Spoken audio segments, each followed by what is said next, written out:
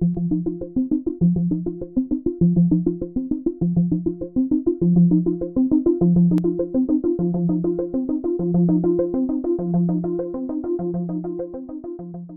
à tous et bienvenue au Festival Vegan de Montréal 2021 présenté par le groupe Christian Ventura. Mon nom est Alexandra Bandean, je suis une artiste végane basée à Montréal et ça me fait plaisir d'animer les vidéos de conférences et de démos de cette année. La vidéo qui suit mettra en vedette Alexandra Morette et elle s'intitule « Remettre en question notre rapport aux autres animaux, la captivité pour le divertissement ». Cette présentation portera sur les raisons pour lesquelles il est important de s'interroger sur la business des zoos et sur la captivité des animaux sauvages pour notre divertissement de manière plus large. Derrière le discours marketing, le greenwashing des zoos, les animaux souffrent. Alexandra questionnera donc les arguments de conservation, d'éducation et de recherche qui sont souvent avancés par les zoos. Nous demanderons également quel est le lien entre le zoo et la mode des animaux sauvages chez les particuliers et pourquoi c'est urgent de remettre en question notre rapport avec les autres animaux pour la préservation de la biodiversité. Bon visionnement et à bientôt! Donc, bonjour à toutes et à tous et bienvenue à cette conférence qui porte sur la captivité des animaux sauvages dans les divertissements et plus particulièrement dans les zoos. Je souhaite d'abord me présenter, je suis Alexandra Morette, la présidente de l'association Code Animal depuis à peu près 3 ans. Code Animal existe depuis 2001 et a été fondé par Frank Schrafftetter. Et en fait, on remet en question un petit peu la captivité des animaux sauvages dans les divertissements et toutes les questions qui sont liées à la captivité des animaux sauvages. Donc ça va être toutes les questions du trafic, des zoonoses, des espèces invasives. Et ça, on le résume en fait en campagne. Donc on s'intéresse aux animaux sauvages dans les cirques, aux animaux sauvages dans les zoos et chez les particuliers avec la mode des NAC, Exotic Pets. Nos méthodes d'action sont principalement de la collecte d'informations qu'on va faire sur le terrain. Ces informations nous aident à créer des rapports qu'on va compiler en fait en rapport. Et les rapports, on les utilise pour sensibiliser le grand public à travers des campagnes de sensibilisation. Ou alors, on va travailler aussi avec les responsables politiques pour essayer de faire changer la réglementation, les lois en vigueur, et obtenir en fait des avancées pour la condition animale et une meilleure considération des animaux. Ce qui nous intéresse aujourd'hui particulièrement dans cette conférence, ça va être la captivité des animaux sauvages dans les zoos et remettre un petit peu en question le discours marketing autour de ça. Je vais commencer par une affirmation assez simple dont vous êtes tous au courant, il n'y a rien de révolutionnaire en fait, c'est juste le fait d'affirmer que les autres animaux sont aussi des êtres sentients, des êtres sensibles qui peuvent éprouver des émotions plus ou moins complexes selon les espèces, comme par exemple la joie, l'ennui, la peur, le stress. Et ces animaux-là aussi, dans les milieux naturels, avec notamment toutes les études liées à l'éthologie, les scientifiques se sont rendus compte qu'ils pouvaient avoir leur propre langage et leur propre culture. Et du coup, on s'est rendu compte finalement que la captivité ne pouvait en rien répondre à ces besoins-là, aux besoins de ces animaux. Et en fait, ce qu'on trouve un petit peu dommage chez Code Animal, c'est que finalement, la captivité des animaux dans les zoos est rarement remise en question dans les médias mainstream, donc à la télé, à la radio, dans les journaux, comparé finalement aux autres types d'exploitation animale. Donc nous, sur nos campagnes, on parle énormément des animaux sauvages dans les cirques, parce qu'aujourd'hui, c'est une exploitation qui arrive un petit peu à son terme, en tout cas on l'espère, en France. Et on va aussi parler des animaux sauvages chez les particuliers, parce que ça entraîne pas mal d'autres questions assez intéressantes au niveau sociétal, comme par exemple les questions de trafic, ou les questions de zoonose, ou de biodiversité, quand on a des animaux qui s'échappent dans les milieux naturels. En revanche, les zoos ont toujours cette image en fait qu'on va essayer de déconstruire au fur et à mesure de cette conférence-là. Et c'est pour ça qu'on a jugé ça assez intéressant aujourd'hui de discuter de ce sujet-là en particulier, parce que même dans le milieu finalement antispéciste vegan, c'est pas un thème, c'est pas une exploitation finalement dont on discute beaucoup. Donc c'est ce qui nous attire en fait un peu chez Code Animal, c'est de remettre en question cette exploitation-là en particulier. Et quand on a affirmé que les animaux étaient des êtres sensibles, finalement, on se rend compte que en captivité, notamment en captivité dans les zoos, cette captivité en fait pouvait être une énorme source de souffrance chez les animaux. Et aujourd'hui, l'un les signes les plus visibles de cette souffrance reste les stéréotypies. Donc ce sont des mouvements répétitifs qui sont sans but apparent et que font les animaux qui n'arrivent pas finalement à s'adapter à cette vie artificielle, à cette proximité finalement avec l'humain et qui n'arrivent pas à exprimer la palette comportementale complète en captivité comme pourraient le faire finalement leurs congénères dans les milieux naturels. Et ça c'est malgré tout, on observe ce signe de stéréotypie malgré les efforts des soigneurs, par exemple, qui font ce qu'ils appellent de l'enrichissement du milieu, donc ils vont aller cacher de la nourriture dans les enclos, ou ils vont leur donner des jeux, ou ce genre de choses. Pour nous, en fait, l'enrichissement du milieu naturel, artificiel, c'est finalement une défaite publique, même s'ils essayent de faire passer ça comme quelque chose de positif, comme un effort fait par les soigneurs, comme quelque chose de assez sain au niveau du zoo. Finalement, on s'est rendu compte que l'enrichissement dans les milieux naturels, c'était l'écosystème complexe qui le produisait et que les animaux dans les milieux naturels n'exprimaient pas en fait cette stéréotypie parce que tout était finalement adapté à cet animal dans son milieu naturel.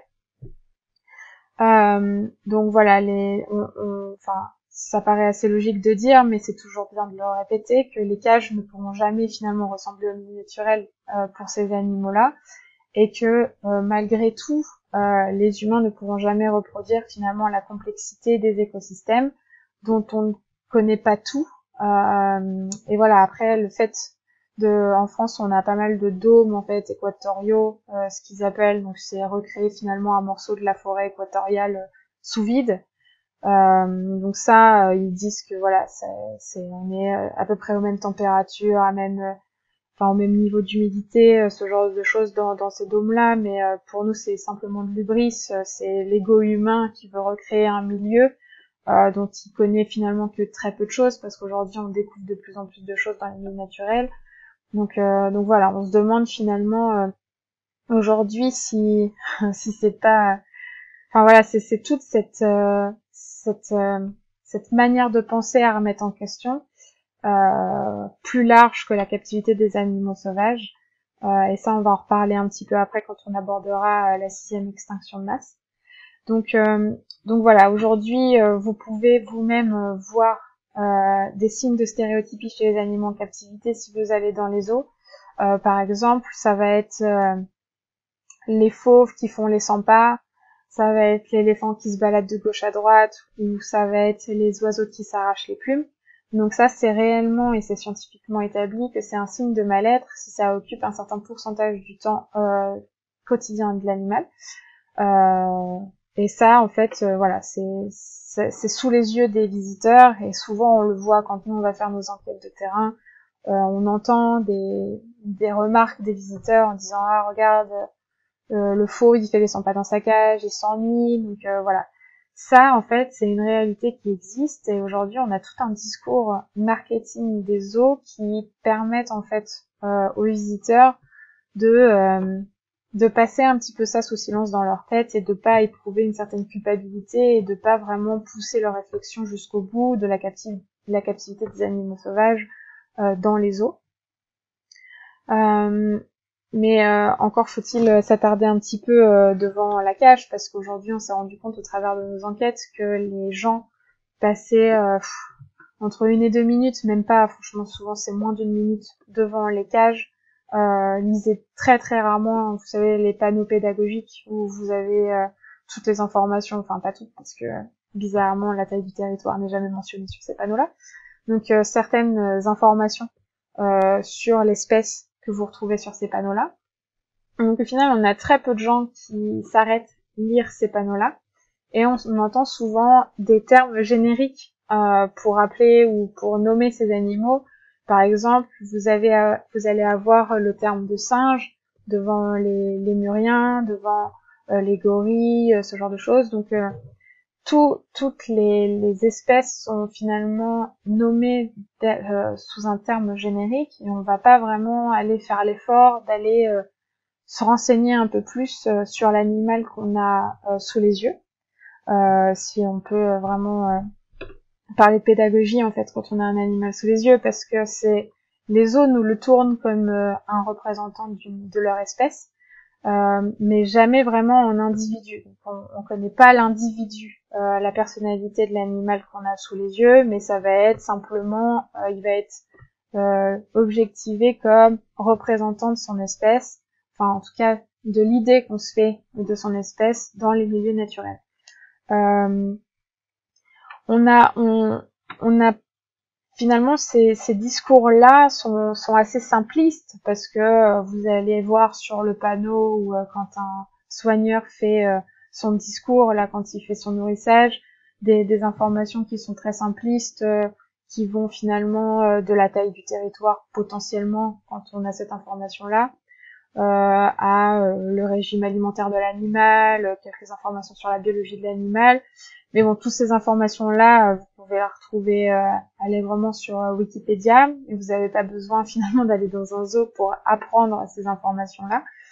Tout documentaire animalier, malgré ce qu'on peut en penser, apporte aussi ces éléments en allant voir directement l'animal dans son milieu, ce qui est un petit peu plus naturel que le voir en captivité, bien entendu, même si on sait certaines dérives des documentaires animaliers, mais ça c'est le sujet d'une autre conférence. Du coup, on se demande aujourd'hui qu'est-ce qu'on apprend finalement quand on va dans un zoo. Eh bien, à travers par exemple les spectacles ou même le fait d'avoir une cage de l'animal qui soit représentée au milieu de cette cage sur un rocher chauffant, parfois. On apprend finalement que ces animaux sauvages sont à notre disposition, à la disposition de notre espèce, à condition d'avoir ou non d'ailleurs acheté son ticket d'entrée, et du coup qu'ils sont un peu accessibles à n'importe quel moment de la journée, n'importe quand, et que c'est finalement ok de les voir dans la cage juste pour notre plaisir, et que voilà, ces animaux-là sont à notre disposition. Et ça, on le voit assez fortement finalement dans les spectacles. Certains zoos, encore aujourd'hui, en tout cas en France, proposent des spectacles. Donc ça, c'est les photos que vous voyez sur le PowerPoint. C'est issu de ces spectacles-là. Donc on est finalement sur le même type de dressage. Voilà, on est sur du dressage. Donc c'est des animaux qui ont été entraînés plus ou moins avec des méthodes coercitives à faire des numéros pour le bon plaisir du public, parce que finalement aujourd'hui quand on voit un perroquet qui fait du vélo ou un dauphin qui fait un cerceau, enfin du cerceau, je suis pas sûre que dans les milieux naturels on voit beaucoup ce genre de choses. Donc voilà, ce sont des animaux aujourd'hui sauvages, certains même représentant des espèces qui sont en danger dans les milieux naturels, qui sont à notre disposition. Et qu'on peut photographier finalement, passer de cage en cage, photographier. On voit beaucoup de gens crier devant les cages, taper les glaces, enfin les cages finalement, leur jeter du popcorn, ce genre de choses. Voilà, c'est pas des gestes où il y a derrière finalement un certain respect de l'animal. C'est vraiment de la possession et de la consommation à outrance. Et voilà, donc ça nous aide pas finalement à nous rapprocher de l'individu, à apprendre le respect et l'empathie de ces animaux-là. Et pire encore, on pense même que voir finalement des animaux à notre disposition finalement presque H24, parce que des fois il y a des nocturnes qui durent jusqu'à 22 heures, enfin voilà, et tous les jours de la semaine, ça nous empêche finalement de se rendre compte de l'urgence qu'il y a à les protéger dans les milieux naturels. Parce que savoir qu'on peut consommer ces animaux-là en achetant un billet d'entrée n'importe quand, et de savoir que les cages sont toujours remplies, finalement, on n'arrive pas à se rendre compte que dans les milieux naturels, ils sont réellement en train de disparaître, et qu'on est réellement entré en 6e extinction de masse. Et le zoo, finalement, nous berce dans cette réalité où on se dit parfois qu'en payant notre ticket d'entrée, finalement, on fait une bonne action parce que un certain pourcentage de l'argent est reversé à des programmes de conservation dans les milieux naturels, que les zoos renvoient des animaux dans les milieux naturels. Enfin voilà, on a cette construction aujourd'hui de l'image de l'Arche de Noé, de zoo protecteur des animaux. Et en fait, quand on regarde un petit peu plus près les chiffres, en tout cas les chiffres qui sont accessibles, parce que nous, dans nos enquêtes, on se rend compte que les chiffres sont pas forcément toujours accessibles au grand public. Que finalement, par exemple, il y a l'association des zoos, l'association mondiale des zoos et des parcs zoologiques et des aquariums, on dit en gros qu'ils reversaient moins de 5% de leur chiffre d'affaires à des programmes de conservation in situ. Ça, c'est des chiffres que vous pouvez vérifier. Donc, c'est WAZA, W-A-Z-A, qui a fait des rapports dans ses publications annuelles. Il y a le HASA aussi, c'est l'Association européenne des parcs zoologiques, qui émet aussi certains chiffres comme ça. Donc c'est très peu, moins de 5%, c'est vraiment très peu. Nous, on aimerait finalement comparer ces chiffres-là aux chiffres, enfin à la somme investie dans les hôtels, dans les restaurants, dans les lodges, pour attirer finalement le public dans les zoos, où là on est vraiment dans le divertissement. Donc voilà, moins de 5% reversés à des programmes de conservation in situ. Et nous, on a fait une enquête qui date un peu et qu'on est en train de remettre à jour actuellement avec Born Free, une ONG d'Angleterre. Et on s'est rendu compte finalement que moins de 20% des espèces totales présentes dans les eaux en France étaient sur la liste rouge du CN. Donc c'est la liste qui répertorie toutes les espèces qui sont en voie de disparition dans les milieux naturels à différents critères, enfin différents statuts finalement de degré de menace. Donc ça veut dire que 80% des espèces qui sont présentes dans le parc zoologique ne sont à l'heure actuelle pas sur la liste rouge du CN. Donc ça veut dire qu'il y a assez d'individus potentiellement dans leur stock pour dire qu'ils ne sont pas en danger, ou alors qu'ils ne sont pas encore étudiés. Enfin voilà, c'est finalement assez peu.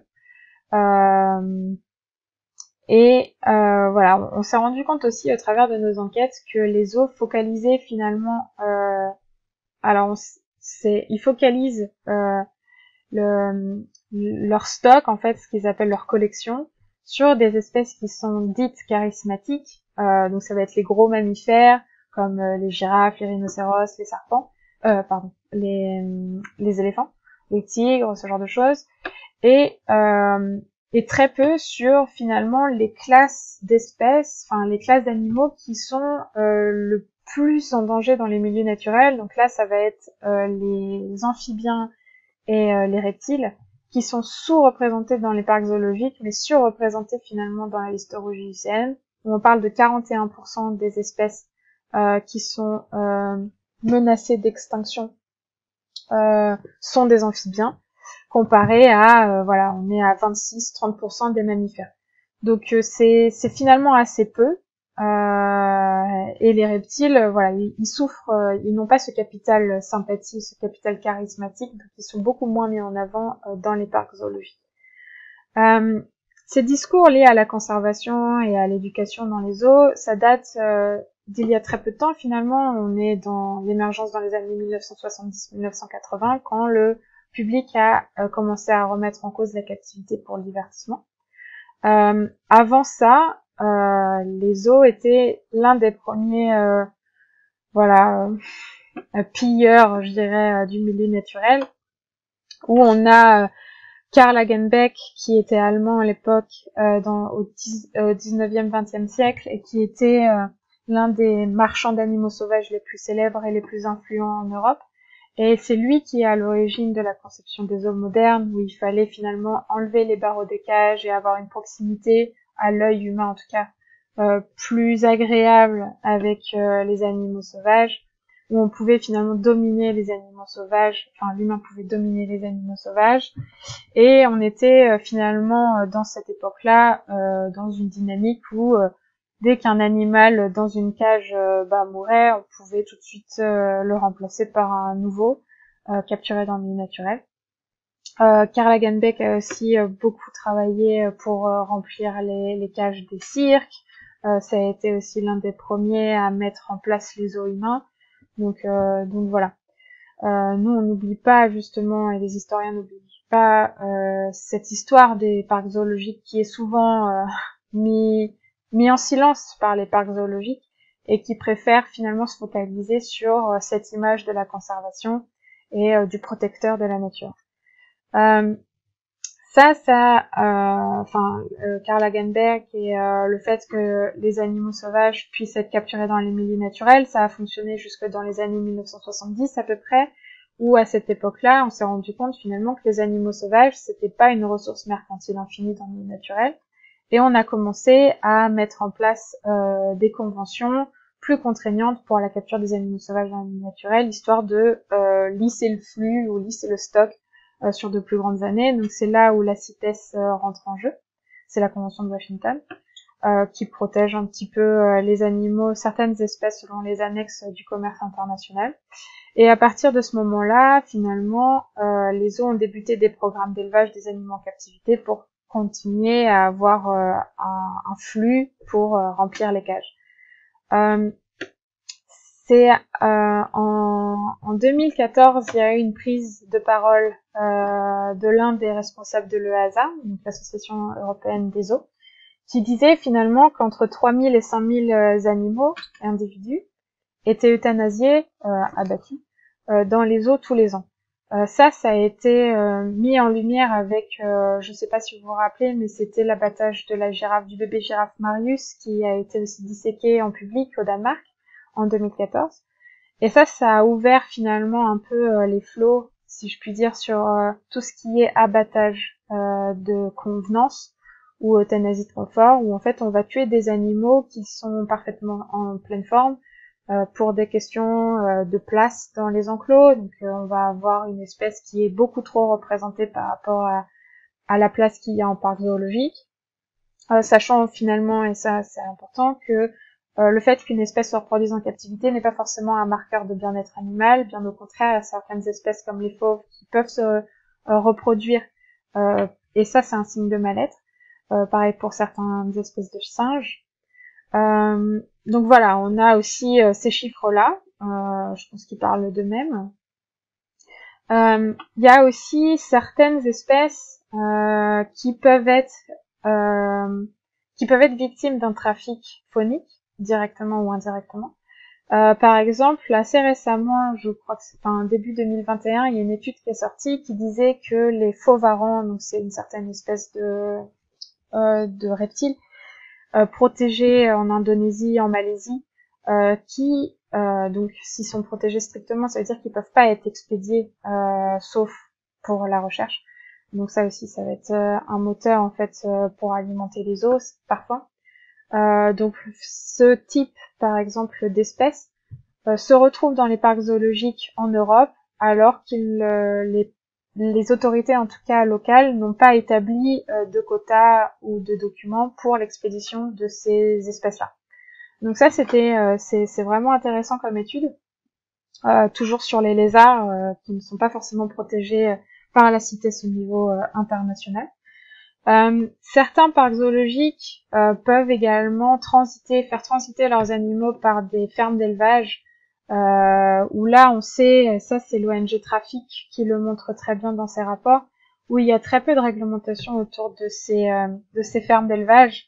Donc on sait que ça peut être aussi un endroit de blanchiment des espèces. Donc en fait on va aller capturer des individus d'une espèce dans le milieu naturel, les faire transiter par la ferme d'élevage et après l'expédier. Tout ce qui est aussi sauvetage d'animaux du trafic faunique peut transiter par des sanctuaires ou des refuges dont voilà l'éthique n'est pas forcément la même que la nôtre, donc du coup qui peut revendre ces animaux-là à des parcs zoologiques, et ces animaux peuvent se retrouver dans les parcs zoologiques en Europe en tout cas. Ça, c'est quand même assez lié aussi à la mode des NAC, qui utilisent un petit peu les mêmes stratagèmes pour avoir la dernière espèce à la mode sur le marché, transiter par les fermes d'élevage en local, donc en Indonésie, ou voilà, ça peut être aussi un bon moyen d'obtenir ces espèces-là qui normalement ne pourraient pas être expédiées. Il y a, malgré ce qu'on peut entendre de la part des zoos, les animaux peuvent aussi être victimes de vols ou de braconnage dans les parcs zoologiques. L'un des meilleurs, en tout cas des plus probants exemples en France, c'est le cas du rhinocéros Vince à Thoiry, qui a été en 2017 abattu de 3 balles par quelqu'un qui s'était introduit dans le zoo, et sa corne a été tronçonnée pour être vendue derrière sur le marché. Donc voilà, en fait, aujourd'hui, les arguments finalement des parcs zoologiques, c'est pas tout blanc ou tout noir. Clairement, on a toutes ces remises en question aujourd'hui qui existent et qui sont de plus en plus récurrentes dans les études scientifiques, qui démontrent finalement que les parcs zoologiques, c'est pas forcément l'arche de Noé en état de tel.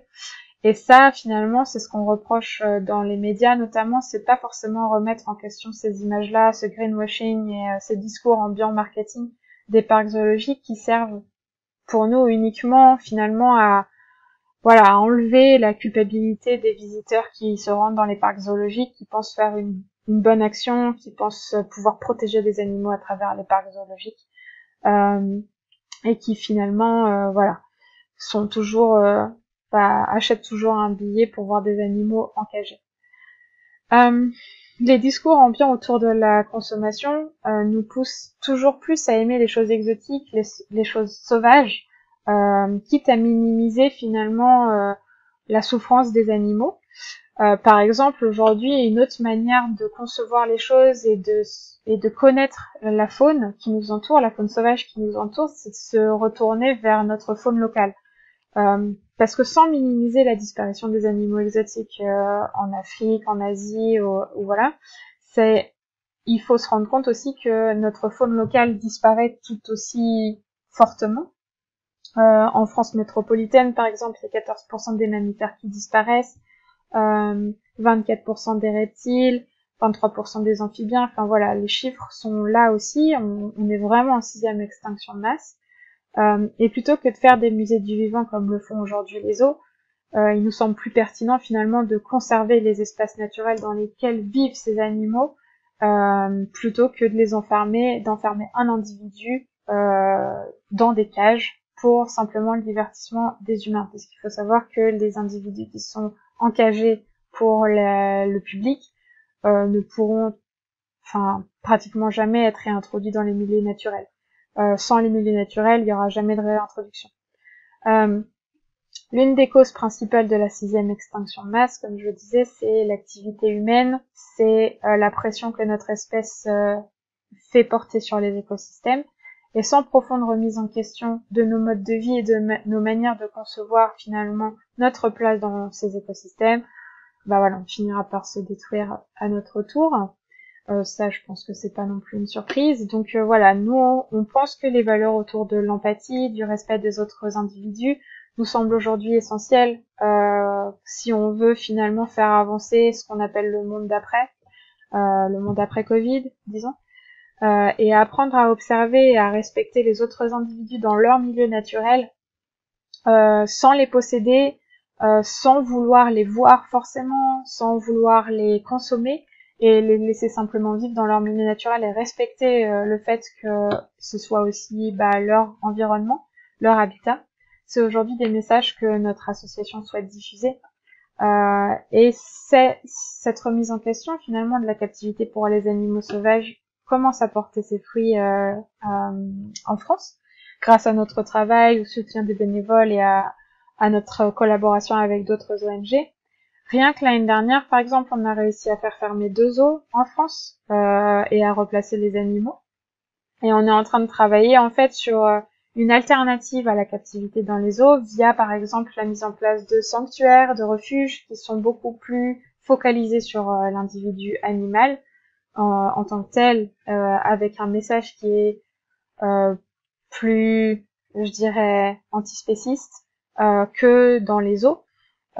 Aujourd'hui, on a lancé une pétition, comme vous voyez, qui recueille 90 000 signatures, et on est en train de travailler aujourd'hui sur la proposition de loi comme je le mets ici. Donc en France, on a réussi à avoir une proposition de loi qui interdit les animaux sauvages dans les cirques, met en place une structure juridique autour de la notion de structure d'accueil, sanctuaires et refuges.